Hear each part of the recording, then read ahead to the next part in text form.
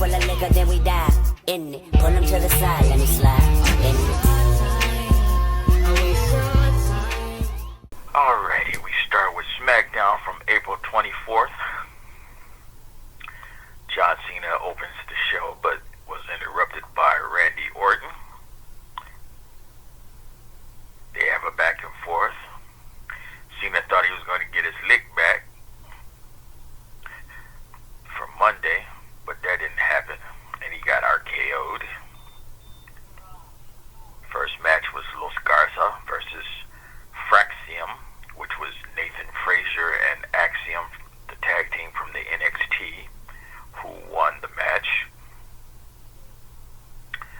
Tiffany Stratton, the women's champion, she cut a promo but was interrupted by Jade Cargill, and that turns into a match between the two, but ended up becoming a DQ because it was interrupted by Nia Jax and Naomi. Solo Sikoa and the U.S. champ Jacob Fatu come down to cut a promo and was interrupted by LA Knight and Drew McIntyre. We have a match, Selena Vega versus Chelsea Green, who lost her belt to Selena Vega, the U.S. Championship belt. Was pretty good match. The Miz came out to cut a promo and was interrupted by the return of Aleister Black, aka Malachi Black from the AEW's House of Black, and he drops the Miz. Then we had the match of Drew McIntyre and LA Knight, which was a leftover from earlier when they interrupted Fatu and Sikoa.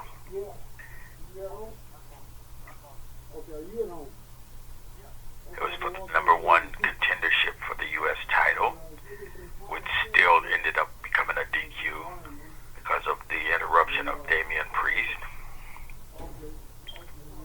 Then Fatu said, fuck it, he cleaned house and dropped everybody. Damian, LA. Then we had a tag team championship match, which was basically a tables, ladder, chairs, and a triple match for the tag team championship between the Motor City Machine Guns, Street Profits, and DIY. And it was won by the champs, Street Profits. They retained the belts. Raw for April 28th. Seth Rollins opens the show with his people, Paul Heyman and Braun Breaker. He was going to start a promo, and then he was interrupted by Sami Zayn. They talk about their friendship, and he knows, Seth knows that Sami is not down with what he's doing, so they offer him a chance to go to SmackDown, and they give him till the end of the show for his answer. First match was Rhea Ripley versus Roxanne Perez, which ended in DQ due to the interference of Julia, and Io Sky comes out and makes the save. Logan Paul, he cuts a promo and calls out Jey Uso, who comes out, and he handles his business. Next match was the War Raiders versus the Judgment Day, being JD McDonough and Finn Balor. And the War Raiders won, thanks to Penta El Zero Mero, his interference. Backstage, Paul Heyman sweetens the deal that they offered to Sami Zayn for him to go to SmackDown, and if he does go, he becomes an automatic number one contender in the title match between John Cena and Randy Orton. Whoever wins that match, he becomes the number one contender to, fight one of them. He gets to go to the head of the line. Basically, that's what I'm trying to say. Lynch comes out and cut a promo admitting that she's the one that took out Bayley. Lyra Valkyria comes out and interrupts and cleans the house with her, but not before Becky Lynch gets last lick. Then we had a match between Ivy Nile of American Made versus Stephanie Vaquer, the NXT Women's Champion, and Stephanie won that match.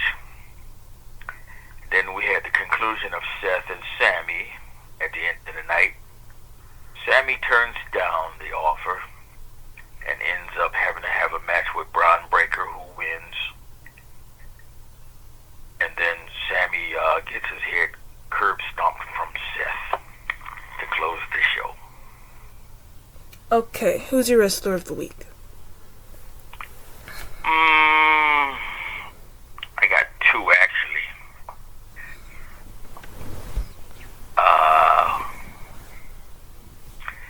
The Street Profits. Okay, real. That was a hell of a match that they had for the tag team triple threat TLC match. That was real good. I didn't think they had it in them to pull off one of those matches. I mean, they're great in wrestling, but when you add the ladder to the stuff and them tables, you know, it's a different kind of thing, and they handle it pretty good. I was thinking Montez because of what he did, because of the leg thing. I don't know if you saw it, but somebody in the crowd was screaming. Oh, you mean what he gave? Took that fake leg? Yeah. Yeah, my first thought was, Montez, don't do that. Put that leg down. But yeah. They say on the internet there's a callback to another match that happened. It was a TLC match where somebody else took somebody's leg. I believe it was the what's their name? The Boys? The Hardy Boys. I think the Hardy Boys did that in a previous match, took somebody's leg and beat up somebody with it. I see. That was a callback to that from what that's what they're saying on the internet. Okay. Braun Breaker, Braun Strowman, not Braun Strowman. What is this? Trying to bring Sami Zayn to the bad side. That's Braun Breaker, not Bronson Reed. Yeah, I said that. I changed it. You hear it on when you fix it. But yes, them fighting and trying to bring Sami Zayn to the dark side. I don't know how I feel about it. Because I feel like Sami's gonna turn, but it's like they're playing in our faces. You know? Yeah. And then Bianca Belair. I don't know what she's doing. Because Bianca Belair has taken a step back for a second. I don't know the next time we're going to see her. I'm betting it's in like a week or two. But she has a broken finger or something like that. That hasn't stopped any of them from fighting before, because a broken finger is a very small Well, thing. she says she's taking time to mend up. That's what she admitted it in the backstage interview. A lot of the wrestlers say that, and that means they're just taking time off. But Naomi and Jade Cargill, I never thought their feud was over. Because Naomi is one vindictive person. And she is coming for Jade Cargill no matter what. I'm betting we're going to have another fight for SummerSlam between them. If not, between them and, no. A three-way match between all three of the girls. Roman...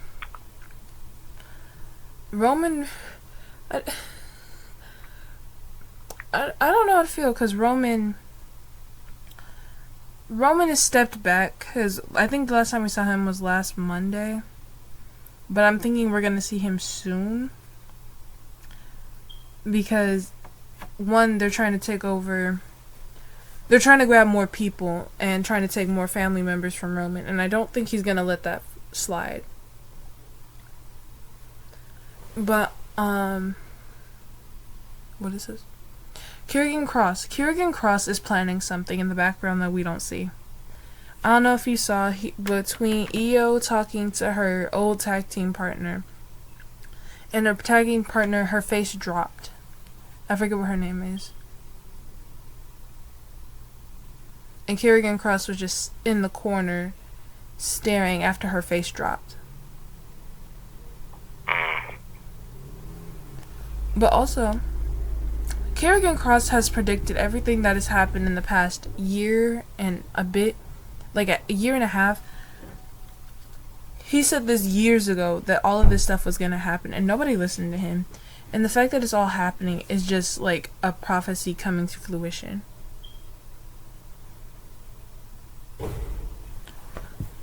I don't know how to feel about that, genuinely. It's unsettling. Because if you remember, he put a clock out for Roman, letting Roman know that the time was going to run out on him. He did something else for some other people too, but I'm just like, wow. He was on the money. He was very much on the money. 'Cause I don't